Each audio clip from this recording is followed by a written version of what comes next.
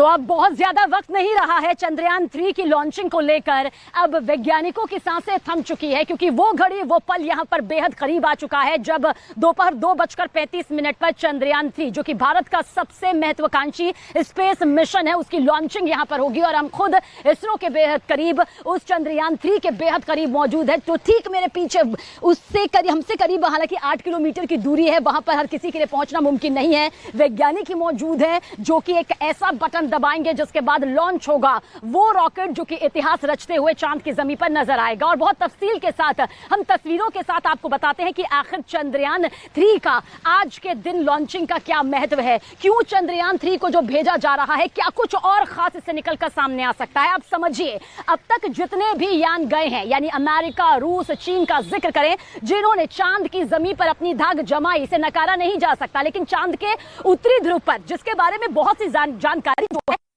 आ चुकी है पूरी दुनिया के सामने इनके जरिए, लेकिन हिंदुस्तान चांद के दक्षिणी ध्रुव यानी साउथ पोल की तरफ जा रहा है जहां पर अंधकार ही अंधकार है, जहां बताया जाता है कि बर्फ की भारी मौजूदगी के बारे में अगर पूरी जानकारी हिंदुस्तान के हाथ लगी तो हिंदुस्तान अंतरिक्ष के क्षेत्र में अपनी सबसे बड़ी पहचान, जिसके साथ शुरुआत तो उसने बहुत पहले कर दी थी लेकिन एक बार फिर से नजर आएगा। यहां पर यान के बारे में बता देते हैं क्योंकि चंद्रयान 3 के साथ जुड़ा हुआ है लैंडर, रोवर, वो लैंडर जो कि विक्रम है, विक्रम साराभाई, जिन्हें ना सिर्फ हिंदुस्तान बल्कि पूरी दुनिया जानती है कि अंतरिक्ष के क्षेत्र की शुरुआत, उसकी नींव आज अंतरिक्ष की दुनिया में इंसान समझ पा रहा है कि क्या कुछ खास है तो वो उन्हीं की यहां पर देन है। ये देन बढ़ती चली गई, वैज्ञानिकों की मेहनत रंग लाती चली गई। 2008 में चंद्रयान 1 ने अपनी वो कामयाबी हासिल की जिसने बता दिया कि चांद में जिंदगी है। लेकिन चंद्रयान 2 जब नाकाम हुआ तो वो भावुक तस्वीर भी सामने आई थी जब प्रधानमंत्री नरेंद्र मोदी इसरो के उस वक्त के प्रमुख को सिवान को तसल्ली देते हुए उनकी हौसला अफजाई करते हुए नजर आई थी। ये 4 से 4.5 साल का जो दौर रहा है ये बेहद मेहनत भरा, कड़ी मेहनत भरा वाला रहा है। इसलिए दो कॉन्सेप्ट, दो पॉइंट ऑफ व्यू यहां पर वैज्ञानिकों के जरिए तय किए गए। एक सफलता दृष्टिकोण आधारित जिस पर चंद्रयान 2 बना था, आप समझिए इन तस्वीरों के साथ, यानी कि हम जितने चरण को पार करते रहेंगे उसमें सफलता हमें मिलनी चाहिए। लेकिन नाकामी हाथ लगी तो वैज्ञानिक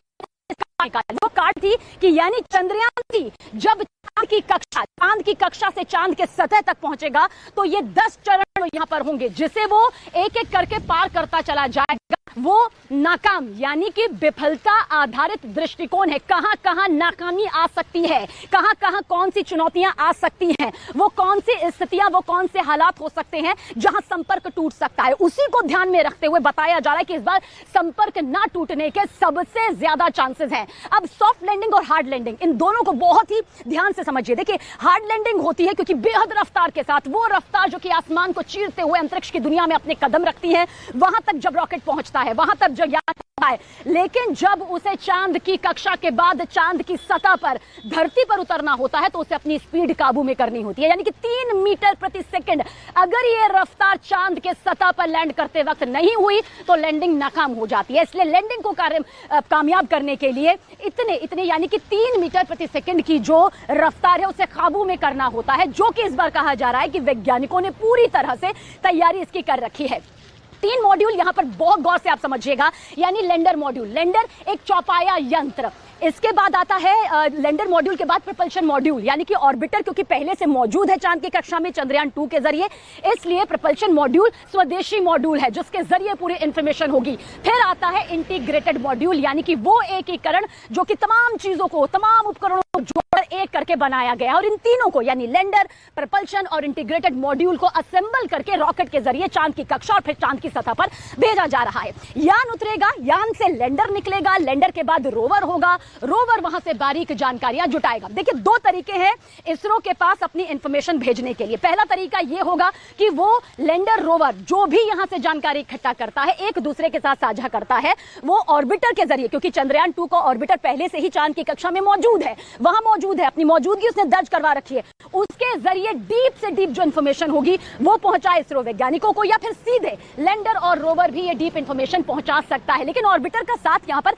मिलता हुआ जरूर नजर आता है। अब आप समझिए कि दक्षिण ध्रुव को क्यों चुना, क्यों इतनी बड़ी चुनौती भारत ने ले ली, क्यों भारत ने उत्तरी ध्रुव को नहीं चुना जहां पर यान आसानी से उतारा जा सकता है, क्योंकि पहले से ही जो 3 देशों के यान है, शक्तिशाली देशों के यान है, वो वहां पर उतर चुके हैं, यानी अमेरिका, रूस और चीन का यान वहां पर अपनी मौजूदगी जो है वो दर्ज करवा चुका है। देखिए, दरअसल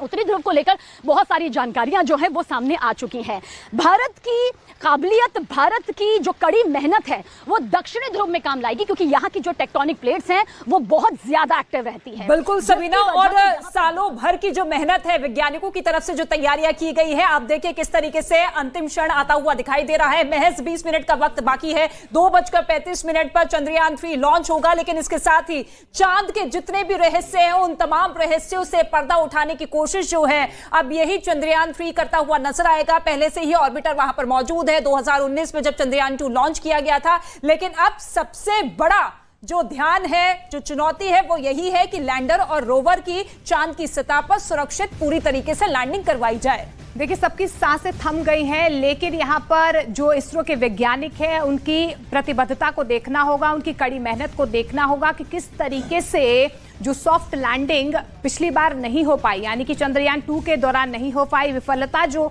सामने आई थी, उसे सफलता में किस तरीके से बदलाव किया जा सकता है, क्योंकि कड़ी मेहनत यहाँ पर तमाम वैज्ञानिकों की है। उनके संकल्पबद्धता जिस तरीके से नजर आई है इस पूरे मिशन को लेकर वो। और इस बीच देखिए हम लगातार आपको फ्रांस की तस्वीरें भी दिखा रहे हैं बेस्टिल डे की, क्योंकि प्रधानमंत्री नरेंद्र मोदी वहां पर गेस्ट ऑफ ऑनर के तौर पर मौजूद है। लेकिन ये दो बेहतरीन तस्वीरें, भव्य तस्वीरें आज के दिन की।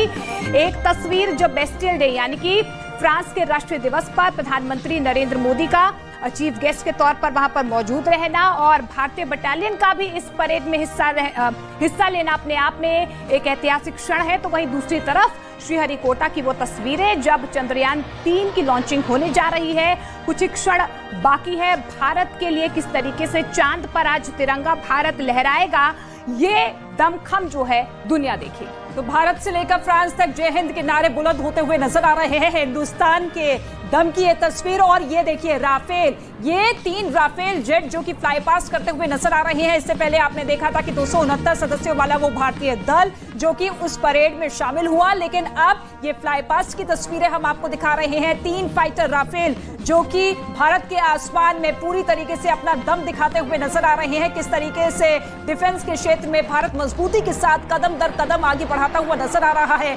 फ्रांस जो कि हमेशा से ही भारत का सबसे करीबी दोस्त रहा है, 25 साल की रणनीतिक साझेदारी जिसके तहत कई क्षेत्रों में दोनों ने एक साथ बढ़कर कदम बढ़ाए हैं, लेकिन अब इस साझेदारी को किस तरीके से और मजबूती प्रदान करनी है इस पर पूरा का पूरा ध्यान है। लेकिन इसी के साथ ये 2 बड़ी तस्वीरें जो कि बताती हुई नजर आ रही है कि किस तरीके से प्रधानमंत्री नरेंद्र मोदी के नेतृत्व में भारत जो है मजबूती के साथ विश्व गुरु बनता हुआ दिखाई दे रहा है, क्योंकि आज मुख्य अतिथि के तौर पर प्रधानमंत्री नरेंद्र मोदी इस परेड का हिस्सा रहे हैं जो कि हर साल वहां पर होती है। जिस तरीके से भारत में गणतंत्र दिवस मनाया जाता है, बड़े ही धूमधाम के साथ पूरे विश्व की नजर रहती है, ऐसी ही तस्वीरें अब देखिए किस तरीके से पेरिस से निकलकर सामने आ रही है। तो दूसरी तरफ उन वैज्ञानिकों की मेहनत, उन वैज्ञानिकों का परिश्रम जो कि सालों से लगातार जारी रहा है इस चंद्रयान 3 को लेकर, और अब कुछ ही मिनटों का इंतजार है जब चंद्रयान 3 लॉन्च किया जाएगा। हालांकि 30 से 40 दिन का वक्त लगेगा जब ये चंद्रयान 3 जो है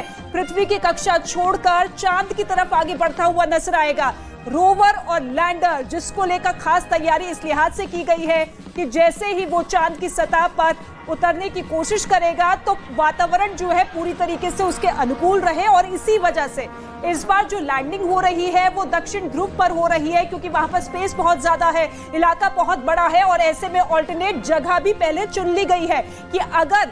तय जगह पर लैंडिंग नहीं होती तो फिर ऑप्शन क्या कुछ हो सकता है। इसी वजह से दक्षिण ध्रुव को चूज किया गया है लैंडिंग को लेकर। लेकिन इसी के साथ पेरिस में प्रधानमंत्री नरेंद्र मोदी की ये मौजूदगी बताती है कि कैसे प्रधानमंत्री नरेंद्र मोदी के हर एक कदम को हर एक विदेशी देश पूरी तरीके से